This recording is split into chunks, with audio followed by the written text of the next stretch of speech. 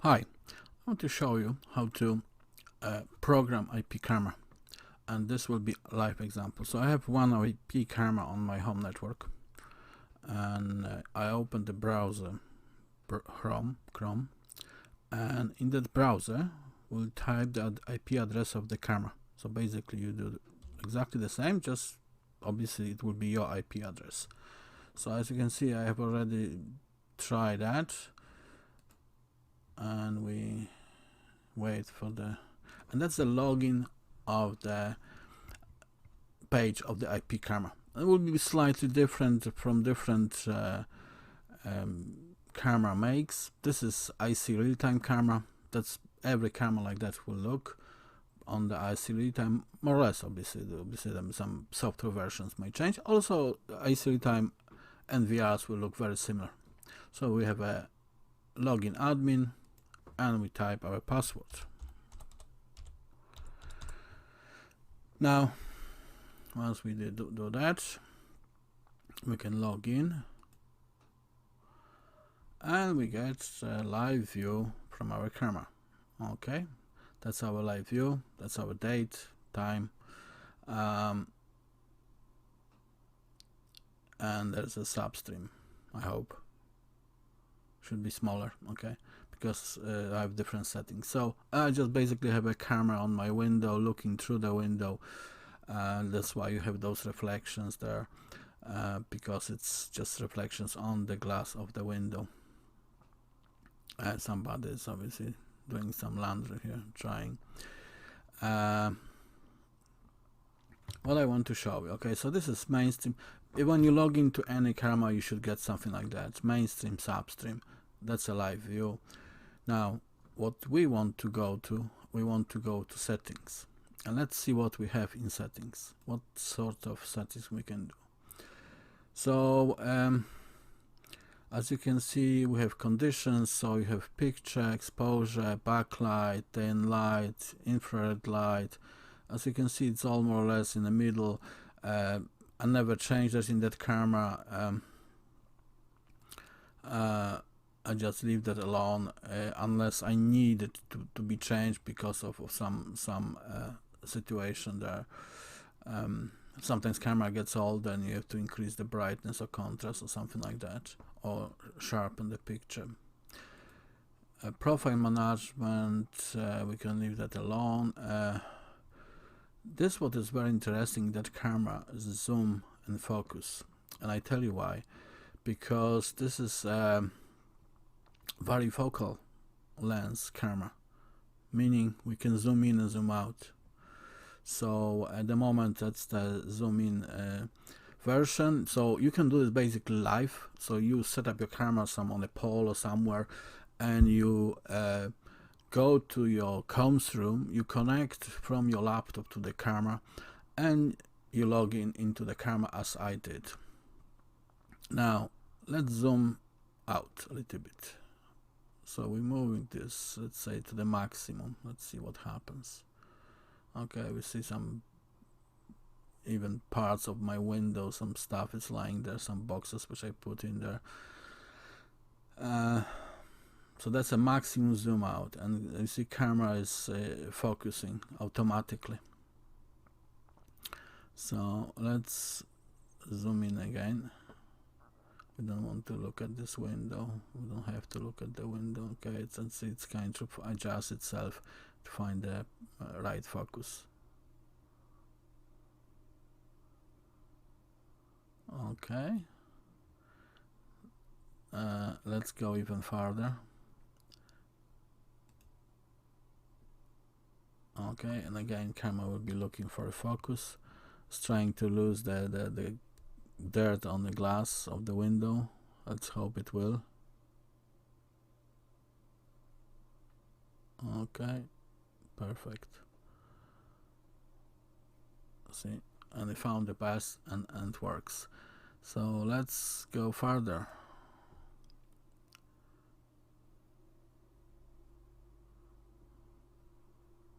Okay, excellent. Very quickly found the. Let's go even closer.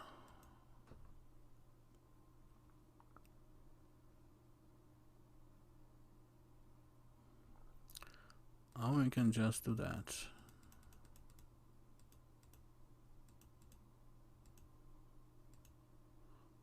Oh, there was a bird or something flying. Okay, see, that's the maximum. So as you can see, it's a huge range on zoom in and zoom out.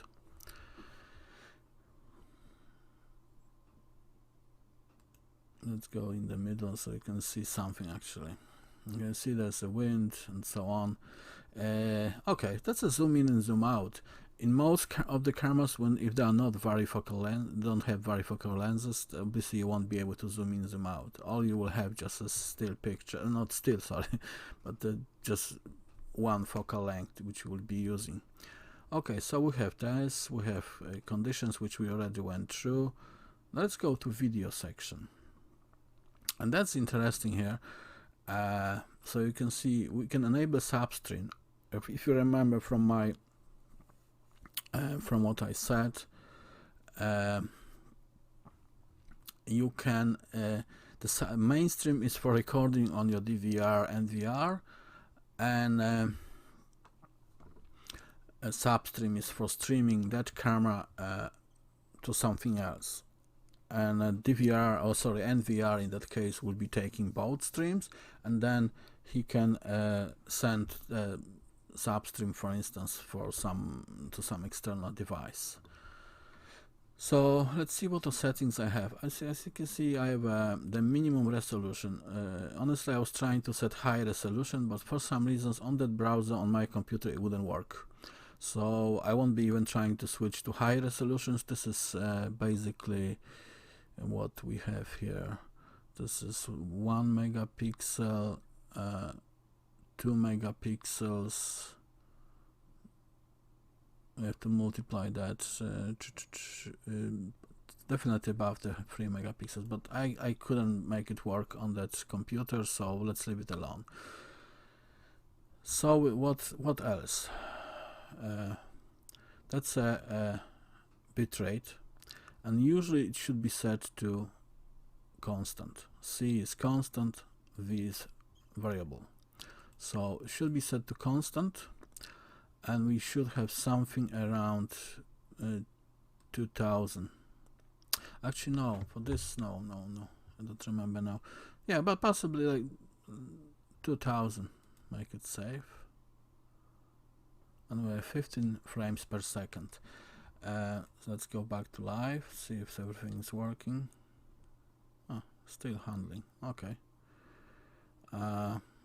We can also, as you can see, it's 15 frames per second, and you can see those winds moving the bushes pretty nicely.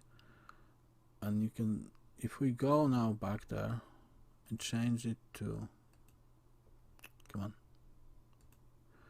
change it to 25. That's basically 25, 30. It's a movie quality. Okay, so we do save, we go to live. It probably, in my opinion, you won't see really the difference. Let's see, the picture is jumping a little bit, probably. Maybe not. Maybe it was just a stronger wind. Seems to be slightly. Now there's a problem with transmission. You can see that it's moving, then stops, and it's jumping again.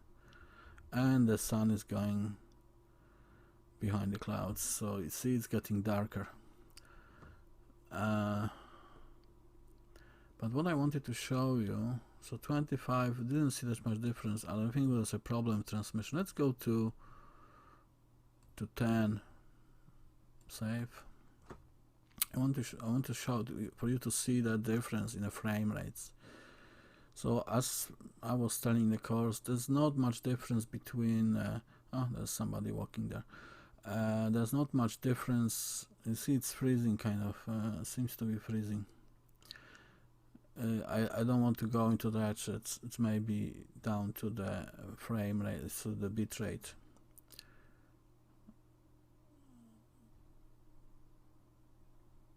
But let's go again here. Okay, it's constant. This is 1280. Okay, it's apparently it's adjusting itself. Let's go to 5 frames per second. See, the bitrate is automatically adjusting. So if I go to 20, it's automatically finding what it needs. It's not in every camera like that. See, that's the 25. And let's go back to 5 frames per second.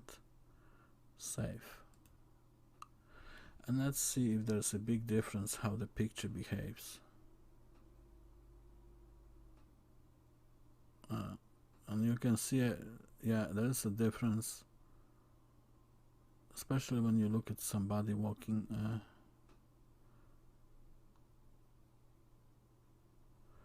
Let's see if I can.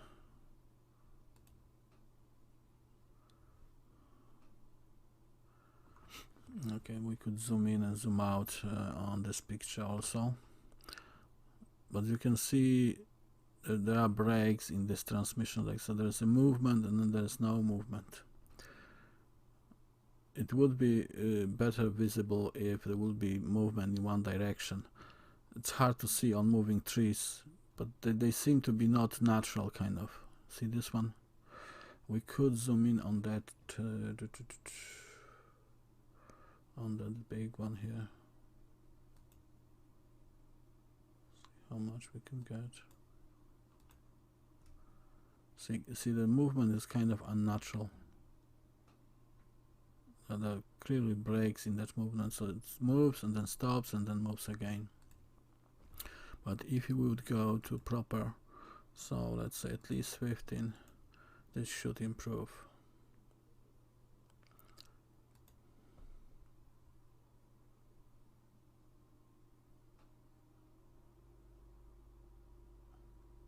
Yeah, it's hard to see because the wind stopped actually at the moment.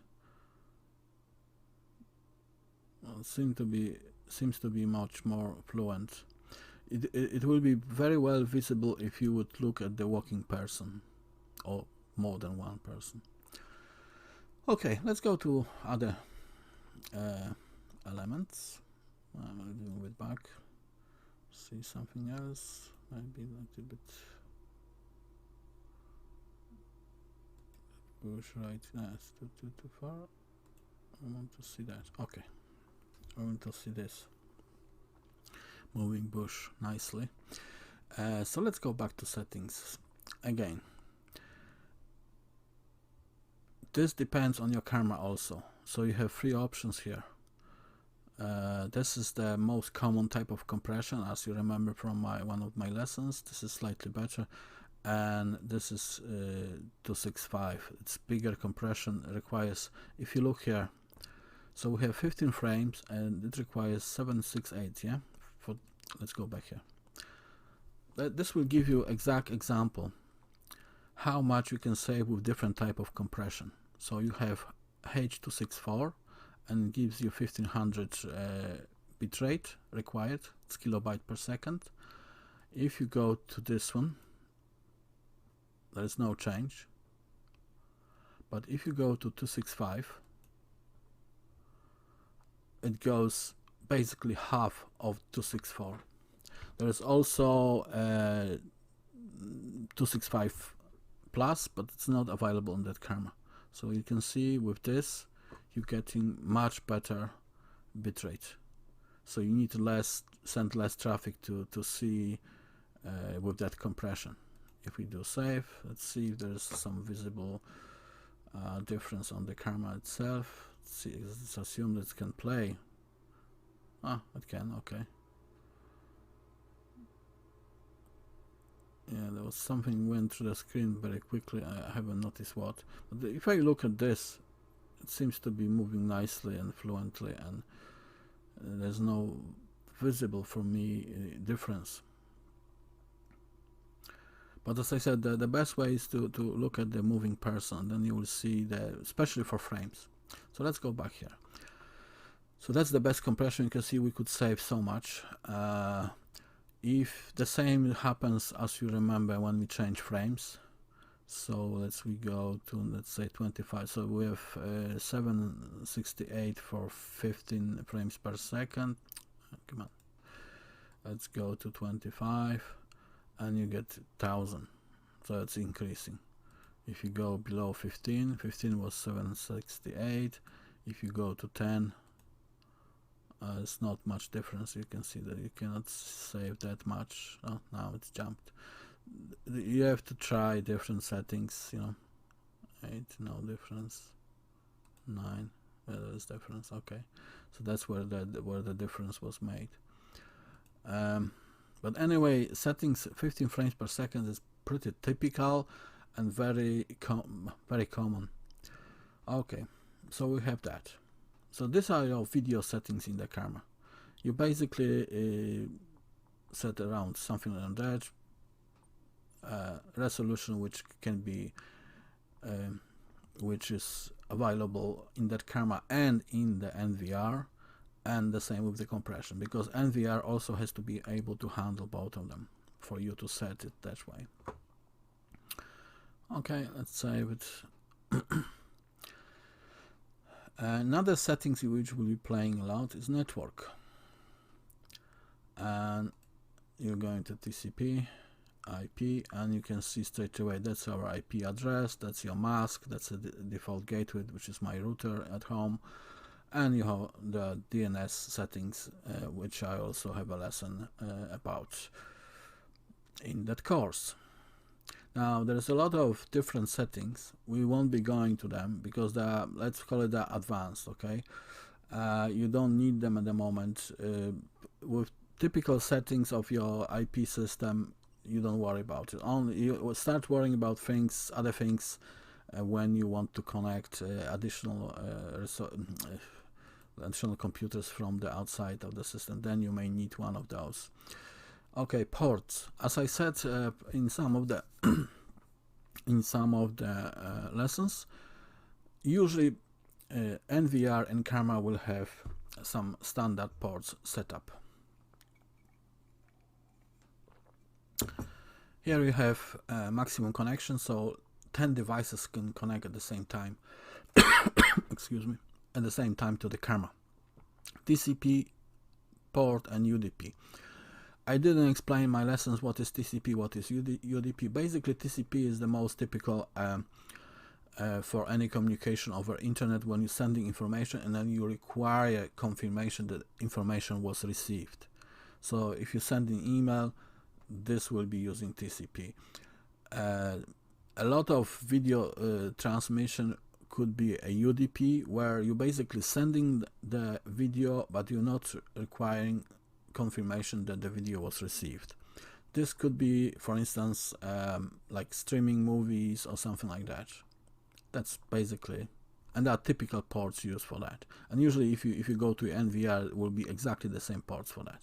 HTTP, I mentioned that in my lessons. It's a port for the HTTP access, and that's exactly what we did. We went to the browser, we typed the IP address, and it doesn't display that, but the port, their browser automatically is set for port 80. If we would be using, see that says not secure, which means it's not using HTTPS. If we would be using HTTPS, we would have this port. RTSP port is the port for the online streaming. That's the one of the formats of the online streaming which can be used. So these are your ports. What else we can go? There's no storage. See, you could have a recording and stuff set there.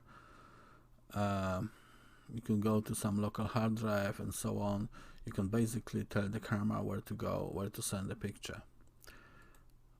See, there's no local, because some of the cameras, see, there's another thing which I didn't say in the course. Some cameras may have SD cards and may record locally. This is through FTP, so the camera would need so there should be some FTP server on the on the same network, and camera can send it. Let's leave it alone then. Typically, you're not setting any storage on the cameras. 99% of systems. Okay, system setup, general. Name, that's probably the camera. Language, video standard. In the US, obviously, will be not PAL, will be NTSC. NTSC. Account. There's only one account at the moment, but you can have multiple accounts. Group name is admin, admin meaning that's the highest level. And you can modify the password here. There's also something what's called OnVIF user, but in that same at the time it is exactly the same, but you can create separate OnVIF user. So when you that's basically when you log into the camera through the HTTP, but you can have also this OnVIF user. Safety. There's not much here. We won't be doing that. We can default the camera. If I default the camera, IP will be lost. And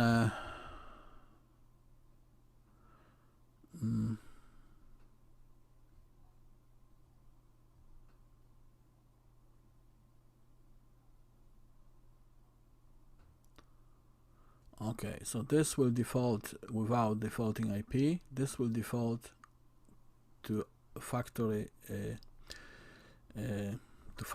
IP also, and factory password. And I will do this in a moment. There's also a possibility of upgrading software, and there here we have information version. So it's it says what's the web version, system version, serial number of the camera, OnVIF version. What we will do, I will default this camera in this video, and then in another video I will install IP config tool for IC real-time cameras, and we will find on our network that camera, and we program that IP again for that camera. Thank you. Oh, sorry, no, maybe not thank you. I will do factory default. When I do that, what will happen, we will lose the connection with the camera, or it will freeze or something like that, because the password will change and IP will change. So I have to type my password.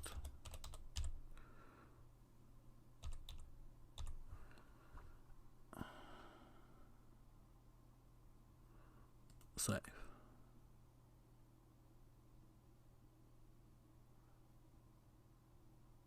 Yeah, that says don't close the browser. It's yeah, but it may hang. We see the connecting, so it won't be able to connect because IP has changed. So it will basically end of that will be that it cannot connect or something like that. So there is no point of waiting. Yeah, the site can be reached. Yeah, see, and that's your IP address, default IP address of that camera. So most of the producers will have some sort of default IP address for their products, and for IC real-time that's the default address, and it cannot connect for the simple reason because our network doesn't have 1 here but 192 in this spot here, so it cannot connect, and it never will. As you remember from my lessons, if you want to connect to any device on the LAN, they must be in the same IP range. This IP range is different because we have 1 in this position instead of 192. So let's leave it alone. Let's close it now. Now I will close that, finish that lesson, and I will do lesson about the IC real-time tool.